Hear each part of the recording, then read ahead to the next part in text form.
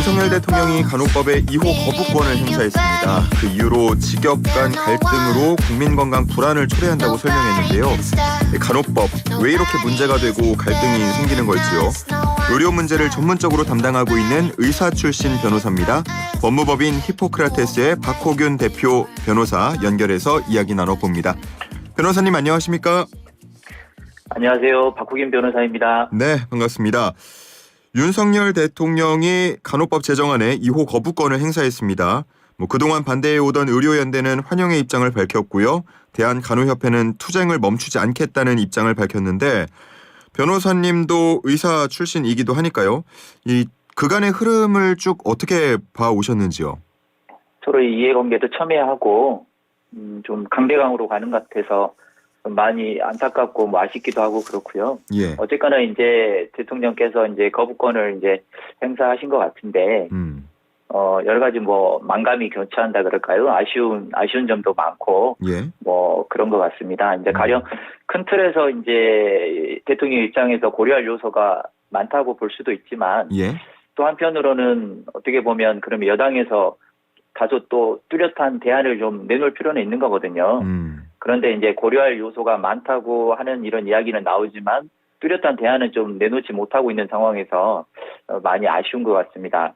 이제 그동안 이제 굉장히 논란도 많고 시끄럽기도 하고 서로들 이렇게 했는데 우리나라는 이제 과거와 같이 이제 의료기관에서 특정 질환 치료, 과거에 그러지 않았습니까? 특정 질환 치료 예. 하는 것이 중요했지만 이제는 가정에서 요양원에서 그리고 요양병원에서 어떻게 보면 직접적으로 의사의 진료를 받는 것보다 간호라든가 개호라든가 이런 게 더 중요한 경우가 이제 많습니다. 그래서 이제는 이렇게 고령화 시대 또 말기암과 같은 이제 장기 치료, 만성 질환 치료에 대응하기에는 어려운 측면이 분명히 있는 것 같습니다. 예.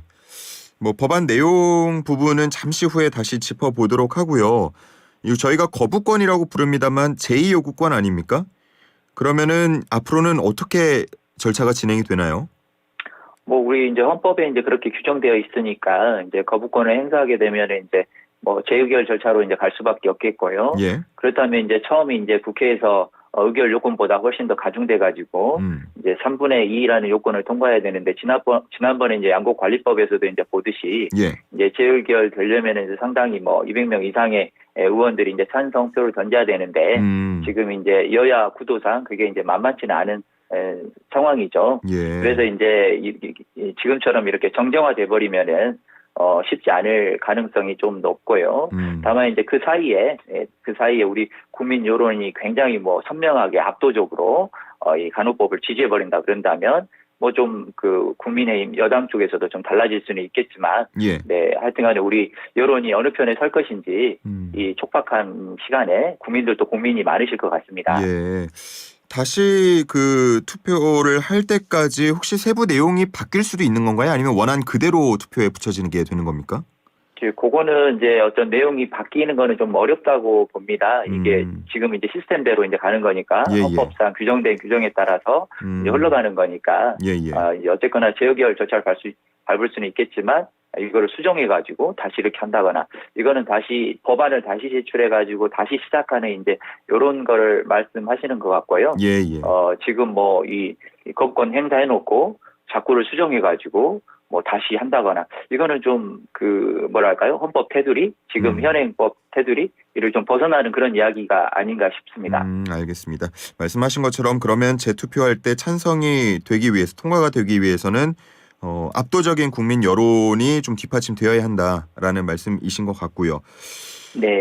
이번에 그 거부권 행사가 불가피한 이유로 직역 간의 갈등 그리고 국민 건강의 불안을 이야기했는데 간호법의 어떤 내용이 좀 구체적으로 직역 간 갈등을 불러일으키고 있는 건가요? 사실 이 만들어진 법안만 놓고 보면 그렇게 이제 갈등이 왜 발생해야 되는지 예. 좀 이해하기는 좀 어려운 것 같아요. 변호사님은 이해하기 네. 어렵다. 예. 이 네. 법만 놓고 보면은 이제 상당 부분 지금 쟁점화되고 있고 논란되고 있는 이런 조문들이 현행 의료법에서 있는 규정들이고 그것들을 조금 그대로 조금 빼온 약간 이런 느낌이고요. 거기다가 이제 추가된 것들이 예. 굉장히 선언적이고 추상적인 이런 규정들인데 예. 직접적으로 당장 어떤 직역에 대해서 이익이라든가 불이익으로 이어지기는 좀 어려운 것 같아요. 그런데도 불구하고 이렇게 민감해하고 있는데 어떻게 보면 이게 막연한 불안감이 좀 우선하지 않았나 하는 이런 부분도 있고요. 예. 아마 이제 그래도 뭐 좀 더 선회하자면은 간호사의 면허 범위, 권한 범위가 확대함으로 인해서 어떤 의사들의 권한 범위가 침해될 거 아니냐. 예. 그다음에 또 하나는 이제 이제 현행 의료법에서도 간호사가 그 간호조무사는 간호사의 이제 지도를 이제 보조를 하도록 되어 있는데 요거를 약간 뒤집어 가지고 간호사가 조무사에 대해서 이제 지도한다거나 어떻게 보면은 보조를 하는 거나 지도를 받는 거나 어떻게 보면 이제 동전의 양면인데 이런 부분이 또 간호조무사협회에서는 좀 민감하게 받아들일 수 있는 이제 그런 내용이었던 것 같고요. 예. 무엇보다도 이런 어떤 이제 막연한 불안감, 저는 법안에 대한 잘못된 이해, 막연하게 앞으로 더 불리하게 갈 거다라는 약간 좀 이런 지나친 기우라 그럴까요? 그래서 사실은 의사 중심의 의협 쪽이나 이제 간호사 협회나 어느 쪽에서도 약간 이거를 좀 명확하게 국민들한테 설명은 좀 부족하지 않았나 하는 생각이고 법안 자체만 놓고 보면은 저는 이렇게 이유는 이렇게 쟁점화되고 있는 논란이 되고 있는 이런 이유는 사실 알기는 좀 어려운 것 같습니다. 그러니까 변호사님이 보시기에는 이번 내용으로만을 보면 직역 간 갈등이 초래되는 건 기우일 수 있다라는 입장이신데 하지만 그럼에도 의료계의 각 단체들은 지금 많이 반대를 하고 있는 상황입니다. 그래서 좀 세부적으로 들여다보면요. 뭐 가장 논란이 됐던 부분 중에 하나가 지역사회라는 표현인데 이게 결국은 아까 앞서서 하신 표현을 빌리자면 선언적이고 추상적이다라고 말씀을 하시는 건가요? 그렇죠. 사실 이제 요거는 그 입법 목적에 들어가 있는 건데 예. 이 표현 자체가 어떻게 뭘 이렇게 구체적으로 어떤 힘을 갖고 그렇게 하기는 힘들어요. 의협에서는 그러니까 단독 개원의 길을 열어줄 수 있는 문구다라고 보고 있는 건데요. 입법 목적이 들어가 있는 이제 이 정도 지역사회 간호라는 이 정도 문구 때문에 예. 그게 뭐 개원이 가능하다, 단독 개원이 가능하다 전혀 이거는 뭐 근거로서 보기는 좀 어려운 것 같고요. 지나친 기우인 것 같아요. 예. 사실 이제 지역사회에서 간호를 하던 의료기관에서 간호를 하던 사실 오히려 어떻게 보면 이 입법 목적에서 아예 이거를 제외해버리는 것도 괜찮죠. 지역사회도 빼버리고 의료기관도 빼버리는 거고 사실 간호라는 것이 꼭 의료기관에서만 이루어져야 된다고 이렇게 보기는 또 어려운 측면이 있단 말이에요. 예. 그런데 지금 입법 목적에 들어가 있다. 이 정도 가지고 나중에 단독 개원이 가능하다까지 연결해가지고 지금 쟁점화하는 거는 이거는 조금 법안 자체가 그렇게 안 돼 있는데 다른 이유를 가지고 이렇게 반대하는 이런 상황이 된 것 같아서 이건 좀 지나친 좀 논거가 아닌가. 뭐 장기적으로 이제 그렇게 이제 그건 걱정일 수는 있겠죠. 그러나 이제 법이 한번 만들어진 다음에 그걸로 뭐 영구 불변하는 것도 아니고 법이라는 것이 다시 국민 여론을 감안해 가지고 언제든지 또 개정할 수 있는 것이고 잘못된 방향으로 간다면 또 바로잡을 수 있는 거고요. 또 더 나은 방향으로 또다시 또 개정될 수도 있는 거고요. 근데 지역사라는 문구가 이렇게까지 서로 논란이 돼야 되는지는 참 이해하기는 어렵습니다. 예. 그래서 반대 입장에서는 그렇게 얘기를 하는 거죠. 그러면은 지역사회라는 그 문구를 빼버리자. 삭제하면 되지 않냐라고 얘기를 하는데 삭제를 했다가 말씀해 주신 대로 나중에 필요성이 생기면은 다시 넣는 방안 그건 어떻습니까? 이번에 이제 재의결 과정이 어떻게 될지 이제 지켜봐야 되겠지만은 어쨌거나 거부권 행사 후에 이 법안이 이제 무력화된다면 이걸로 끝나지는 당연히 않을 거예요. 예. 다시 이제 간호법이든 간호사법이든 제2의 이제 이런 간호법이 다시 이제 입법화되려는 이런 시도는 있을 건데 예. 그때 제 개인적으로는 어떻게 보면 추상적이고 이런 문구에 지나치게 집착할 필요는 없다 생각하고요. 아예 제가 볼 때는 지역사회든 그 입법 목적에서 의료기관이든 예. 두 가지 모두 삭제하는 것도 저는 과감하게 고려할 필요가 있다고 생각을 합니다. 왜 그러냐면 결국은 의료든 진료든 간호든 우리 국민의 건강을 증진하는데 이거는 공통 분모가 있는 거거든요. 그럼요. 그러면 간호든 진료든 진료의 보조든 그것이 지역사회에서 이루어지든 의료기관에서 이루어지든 우리 국민들한테 도움되면 그 방향으로 가면 되는 거거든요. 그런데 지역사회를 꼭 넣으면은 이런 목적을 간호사협회에서 주장하는 것처럼 목적을 달성할 수 있느냐? 저는 오히려 그냥 과감하게 지역사회도 빼고 의료기관도 빼면 오히려 더 이거는 명분도 더 적어요. 국민의 건강이라는 목적 아래에서는 모든 게 희생될 필요가 있는 거니까 과감하게 저는 지역사회뿐만이 아니라 의료기관 내에서 라는 이런 문구도 저는 삭제할 필요가 있습니다. 이거는 현 정부에서도요. 근래 원격 의료는 꼭 정확하게 아니지만은 비대면 그렇죠.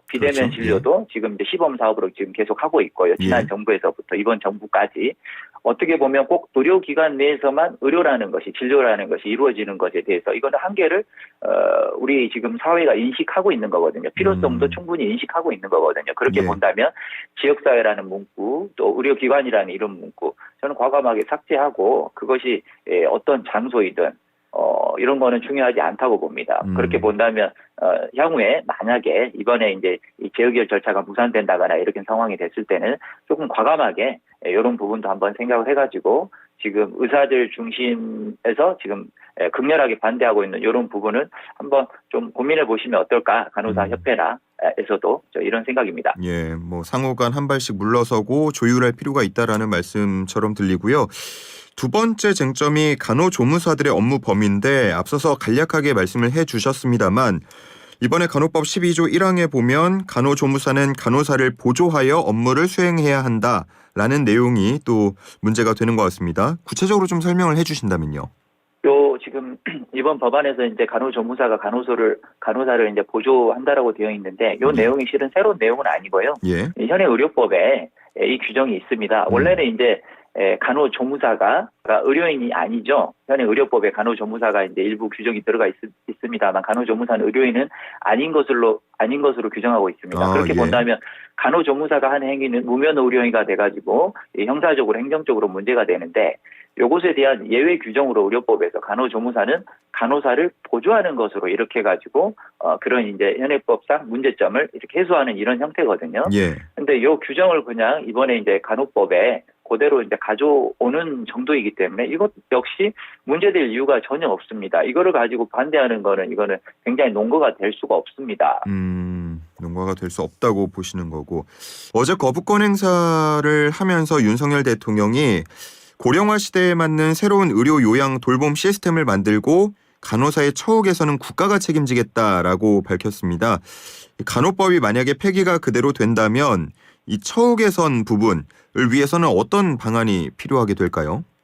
어쨌거나 정부는 굉장히 어떤 이제 큰 재량을 가지고 있고 여러 가지 또 이제 시행령을 통해서 할 수 있는 것들이 많이 있으니까 어떤 간호사의 처우 개선을 위해서 여러 가지 시도를 해볼 수는 있을 것 같은데요. 그런데 지금 현재 그동안 굉장히 오래됐잖아요. 이제 현재 주변에 이제 간호사님들이 많이 있지만은 굉장히 쉬고 있으신 분들이 굉장히 많잖아요. 그리고 이제 대형 종합병원이라든가 이런 데 있는 간호사 선생님들의 경력이 생각보다 짧습니다. 가령 5, 6년 이상의 이런 이제 베테랑 분의 간호사들이 좀 주축이 돼가지고 대형 종합병원을 이렇게 유지해줘야 되는데 굉장히 1, 2년 차, 정말 2년 차도 길죠. 이제 1년 차 이런 간호사 선생님들이 주로 우리 이제 종합병원, 대형 종합병원, 상급 종합병원 진료를 지금 거의 책임지고 있는 그런 상황인 것 같은데 그런데도 불구하고 유유 인력이 너무 많단 말이에요. 쉬고 있는 간호사들이 너무 많다는 거. 이게 하루 이틀이 아니잖아요. 그러면 그동안 국가에서는 어떤 할 수 없어서 안 했겠습니까? 이건 이제 시스템이 좀 부족한 측면이 있는 거죠.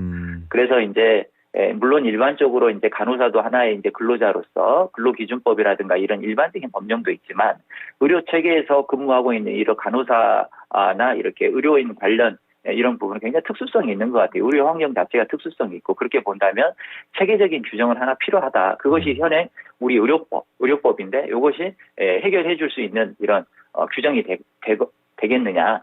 부족하다라는 거죠. 부족하고요. 실제로 규정도 없고요.